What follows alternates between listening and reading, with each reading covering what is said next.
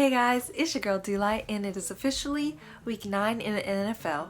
Now, last week for week 8, I was not able to make an actual video, but I did make an audio version that some of y'all saw. But if you didn't, I will be putting up the audio version of my week 7 recap and week 8 expectations if y'all want to go check that out later on my IGTV.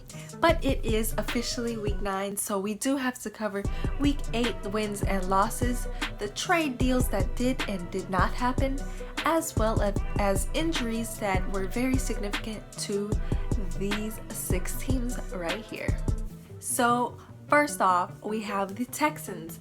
Now, they faced the Oakland Raiders in week 8, and they had a challenge to conquer, and they definitely did that. Now, late on in the fourth quarter, Deshaun Watson and his Texans really showed out and sealed the deal and secured the bag for their team. I was in awe because I was surprised that the Texans did come back. Unfortunately, during this game, they did lose a valuable player, JJ Watt, and he will be out indefinitely for the rest of the season because it was a season-ending injury that he suffered. His absence will be truly missed, and it will be really hard for the Texans to replace him with one player or two players just to fill that gap. But to combat that moving forward, the Texans do face the Jaguars, and I feel like it will be a solid win for them because the Jaguars have been struggling lately over these couple weeks because the Texans are 5-3 and the Jags, they are now standing at 4-4. So in this game, I really feel like the Texans will pull through for this one. But since we are talking about the Jags did slaughter the Jets last week in week 8, 25-19. For the Jags fans, I feel that Gardner Minshew is an absolute great fit for their team. He gets the job done and he shows out when he really needs to. Although their record is not the best, he still proves himself to fill the starter position very well. And they are determined to get to the playoffs, if not a wild card spot in the playoffs. That's at best for them. But as of now, we are looking forward for progression week by week for the Jags. They do have to face the Texans this week in week 9, and it will be a great game to watch because it is against Deshaun Watson. They are doing well right now. This is a very well matchup for the young quarterbacks. Now, neither the Jags or the Texans benefited from the trade deadline that they had this past weekend. They both sat out on the sidelines, which was kind of disappointing, but they both can work with what they have already. Now, New Orleans Saints. Last week in week 8, they did face the Cardinals, and they definitely showed out in that game. They did bring back Drew Brees, and it was exactly that, a breeze for the Saints. The defense was on fleek, and although there were a few injuries, we are still at the top of our conference. Off the high note, those injuries that we had last week will be able to rest up in week 9, for it is New Orleans Saints bye week. Hopefully after the break, we do get Kamara back and extend our run game a little bit more. The Saints did find other ways to target other receivers, making those other Redbirds suffer. Now in week 10, we do face the Dirty Birds, and all I can say is we are going to whip them. I'm trying to attend that game, and without doubt, it will be a drop in the bucket for the Saints because they are the very last in our conference. So we could just add it to our collection. Now for the Carolina Panthers.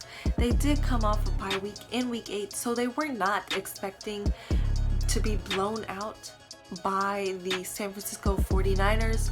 In this game, they were beat out 51-13, but there's no remorse for them because they did know going into bye week that they were facing the 49ers after the bye week. So thinking that in week 7 they were going to come in after bye week fresh and ready, the 49ers proved them wrong and showed them that they were not ready for an actual opponent. They thought they would come out fresh and healthy, but instead they got knocked around like a ball in a pinball machine. Now with the record of 4-3, they are falling very far behind and looking to make some moves at least get to a wild card spot in the playoffs if they can get that far. But time is running out. Now on to the Dolphins. They're the only true team that has benefited from this trade deal by only being the worst, one of the worst football teams in the NFL right now. The Rams traded Aqib Talib to the Miami Dolphins, also with a 5th round pick, just to save on some cap space. Now, will this move help them? I don't know. Can one player change all their problems? I highly doubt that. But whether the player that's going onto their team in the next couple weeks will help them out, I'm quite unsure about that. We'll have to see this week in week 9 or week 10 so they can get adjusted to the team.